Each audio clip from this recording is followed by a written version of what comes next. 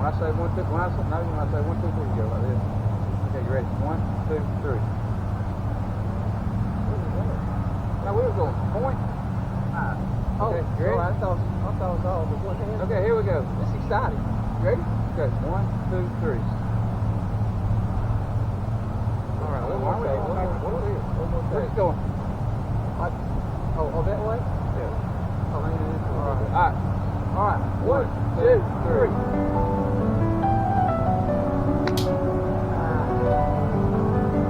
What I need to do is influence with this.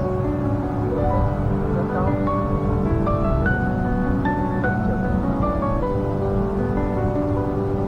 Where see you then? Huh? That's for me making this video.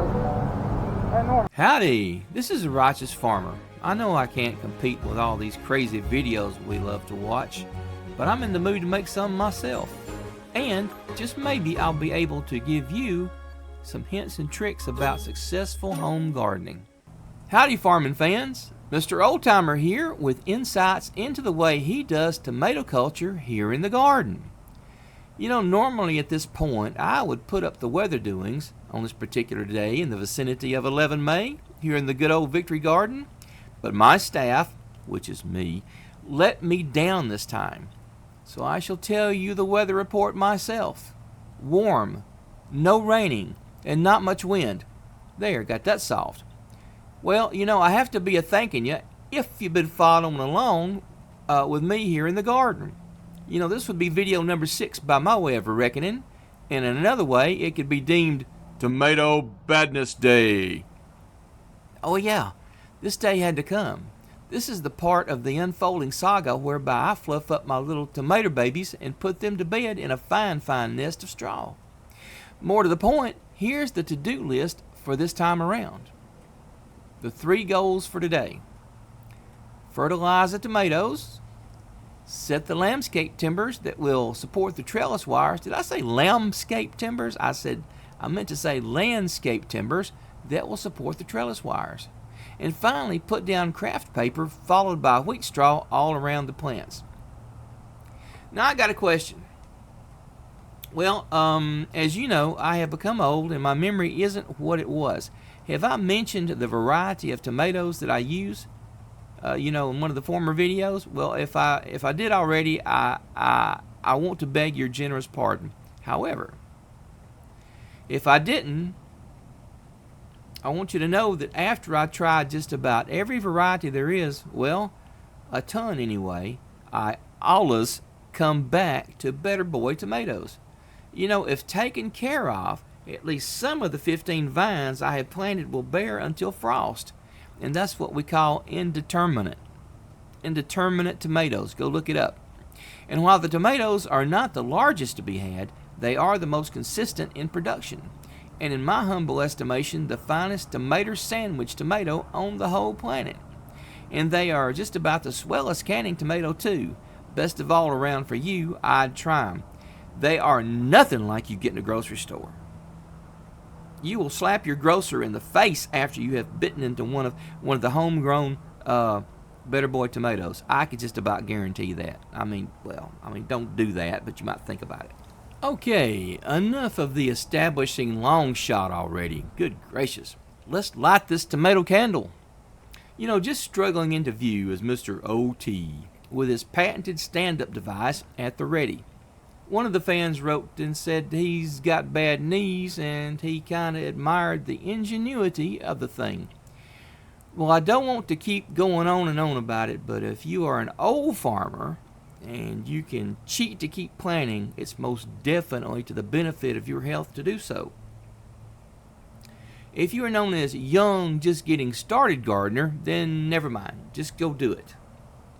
Watching from Mo, please note that Mr. O.T. is having a fine time digging around the plants.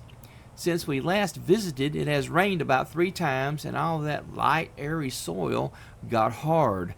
So it requires a bit more effort to get the job done. Getting a little closer, let's look at what the old fellers are doing. If you'll kindly observe, you'll see Mr. O.T. scrabbling a trench around the tomato plant, or in this case, chipping one up. There is a reason for this. You see, fertilizer is put into the trench and then dirt is caved in back over on top of the whole thing. Now what I have found is that this method feeds the plant all summer long. Now it's important to note, care must be taken to not, let even 1 grain of fertilizer touch the plant, or it will likely kill it. See, that's the beauty of the trench system, keeps the plant and tomato separate. It is a fact that the outer roots of the tomato plant probably will eventually find the fertilizer, but by that point it's a good thing. Now I know many folks dig a hole and put fertilizer down and then dirt, followed by the tomato plant, and this way probably works, but as for me, I like this method the best. I've been doing this for many years.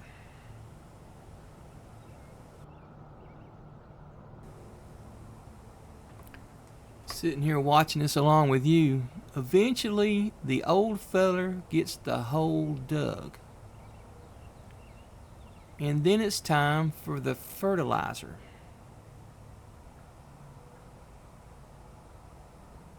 Just keep watching here now. I'm getting there. Here we go. The fertilizer like so. Not too much and not too little. I don't know how much better of a job I could have done illustrating the amount. After you get that done, then cleverly cover up the trench with the crunchy fertilizer and move over onto the next plant. Rinse and repeat. This will make you happy. It'll make the plant even happier. Guaranteed.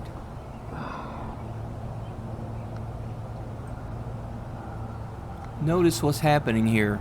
I'm ripping off the lower leaves of the plant. The stems, the works, okay? And I believe as discussed before, the reason for that is so that we don't have tomatoes laying all over the ground. I wanted to show you the kind of fertilizer I use. It's that miracle stuff. I'm not fond of that brand in many cases, but in this one, yes. I have used just straight triple 13 before, and I really couldn't tell much of a difference really. Still, I kind of like the old shake and feed. It's a different mixture than triple 13, and I just remember what it is. But you if you see it at your hardware, you can always, read the back of the box. That's what I did.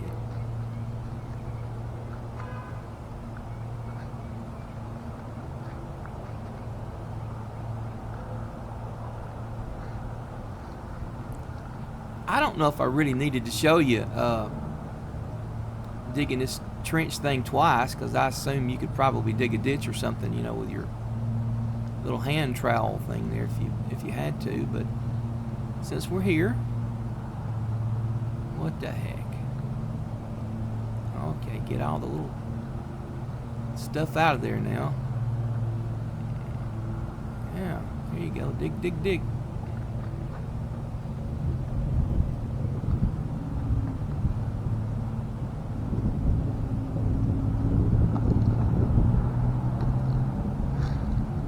Back with the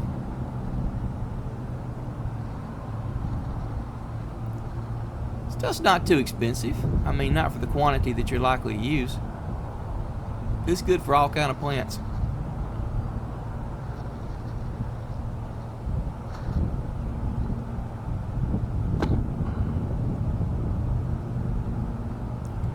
I'm going to cover it up, but like I say, I'm going to make sure. I saw a few grains here and there as I was doing this, and I was very careful to brush them away from the plant. You cannot let that fertilizer touch the plant, because if it does, it will burn them up and kill them. And after the stuff's been in the ground a while, it's perfect. But just to start with, stuff is poison. And you might be saying, well, why don't you use horse manure or something? Well, I've tried cow, and all I did was brought home a bunch of ticks. I wasn't real crazy about it. Yeah, I had ticks in it, and I don't have ticks in my garden for whatever reason. And chemical fertilizers, I like it. That might be an abomination to you, but that's the way we roll around here. That's the way we have a good garden. We have a little help. Oh, stand up here. Oh, wow. Well, that last bit behind us finished part 1 of our garden party. Carrying on to part 2, it's time to plant the landscape timbers. That's what they're called. You can get them at your local hardware, and the measurements are generally 3 by 4 by 8 long.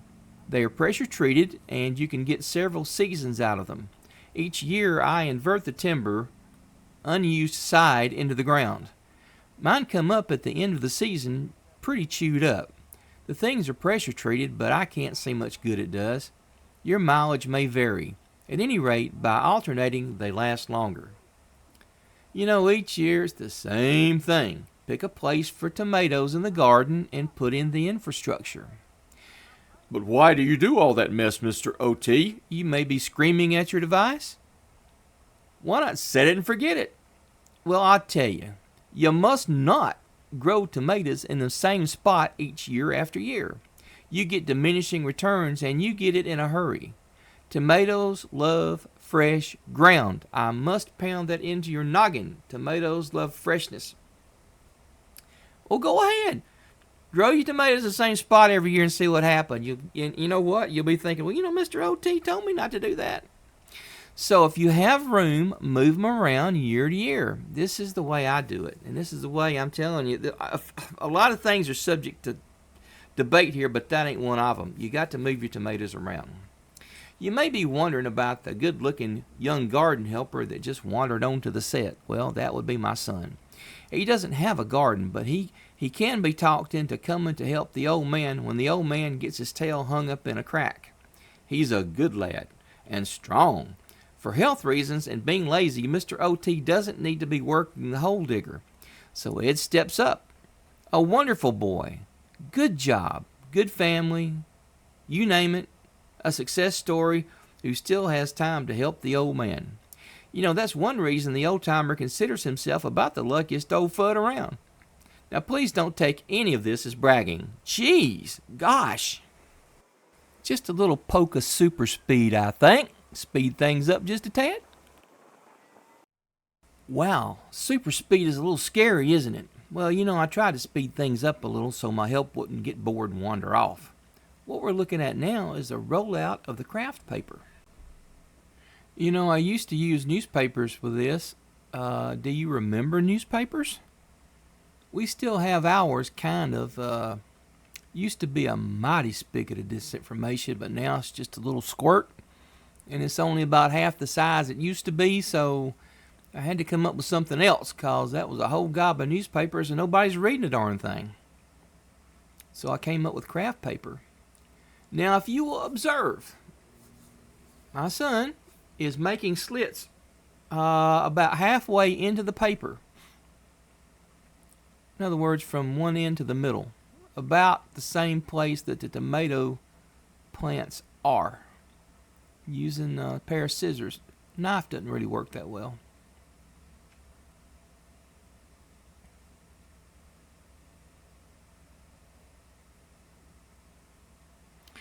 And then the old man helps. You see, that's that part about getting down, getting back up again, We kind of split the work here. You see, drag the paper up there. You see what I'm doing? But you got to be careful that you don't cut the plant when you do that, because that sharp edge give the plant a paper cut, it'll kill it. Here you go. Got set up at a different angle.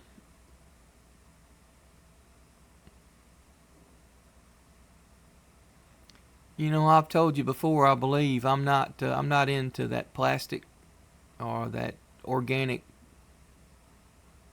cloth or stuff like that, particularly, at least where I'm at in Alabama. It just gets too hot for that stuff. I mean, it's already hot enough as it is, but you put that black stuff down, in my experience, it'll just bake your plants. You wonder, well, your plants are dead, or they're not working very well. What's happening?